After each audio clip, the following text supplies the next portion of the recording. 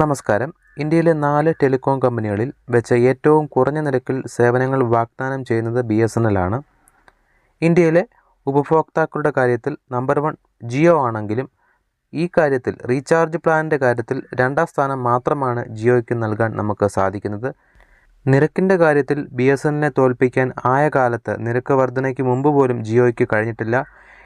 അപ്പോഴാണ് പിന്നെ ഈ ഒരു നിരക്ക് കൂടിയ സമയത്ത് BSNLനെ മറികടക്കാൻ ജിയോയ്ക്ക് കഴിയുമെന്ന പ്രതീക്ഷയും വേണ്ട.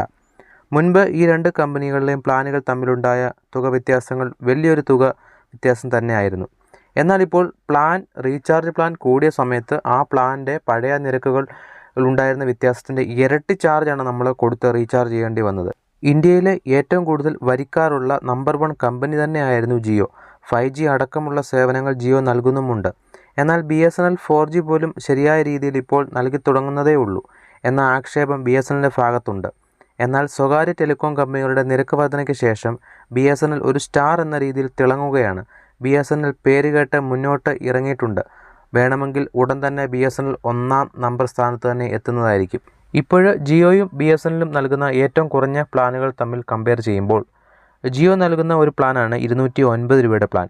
ഈ പ്ലാൻ നമ്മൾ എടുക്കുകയാണെങ്കിൽ ദിവസേന 1 GB data, unlimited call, SMS ആണ് കൊടുക്കുന്നത്. 22 ദിവസത്തെ കാലാവധിയാണ്. അടുത്ത ഒരു ജിയോയുടെ പ്ലാനാണ് 249ൻ്റെ. ഈ ഒരു പ്ലാൻ എടുത്താൽ ദിവസേന 1 GB data, 100 SMS, unlimited call, 28 ദിവസത്തെ കാലാവധി. ഈ ആദ്യം പറഞ്ഞ പ്ലാനും ഈ പ്ലാനും കൂടെ കമ്പയർ ചെയ്യുമ്പോൾ 209ഉം 249 പ്ലാനും കൂടെ കമ്പയർ ചെയ്യുമ്പോൾ 22 ദിവസത്തെ കാലാവധിയും 28 ദിവസത്തെ കാലാവധിയും എന്നിങ്ങനെ മാത്രമേ വ്യത്യാസങ്ങളുള്ളൂ. എന്നാൽ അതേ സ്ഥാനത്ത് BSNLിലേക്ക് വരുമ്പോൾ 184ൻ്റെയാണ് ഏറ്റവും കുറഞ്ഞ പ്ലാൻ.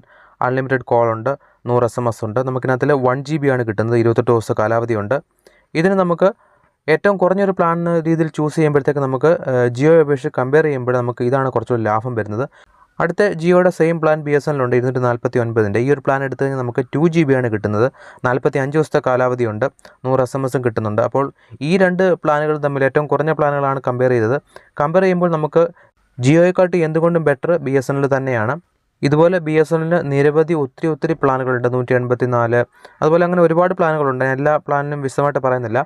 ജിയോയുടെയും BSNLൻ്റെയും പ്ലാനുകൾ തമ്മിലുള്ള ഒരു കമ്പാരിസൺ വേണമെന്നുണ്ടെങ്കിൽ ഞാൻ വീഡിയോ ആയിട്ട് ചെയ്യുന്നതായിരിക്കും. അത് നിങ്ങൾക്ക് ആർക്കെങ്കിലും വേണമെങ്കിൽ കമൻറ്റായി അറിയിച്ചാൽ മതി.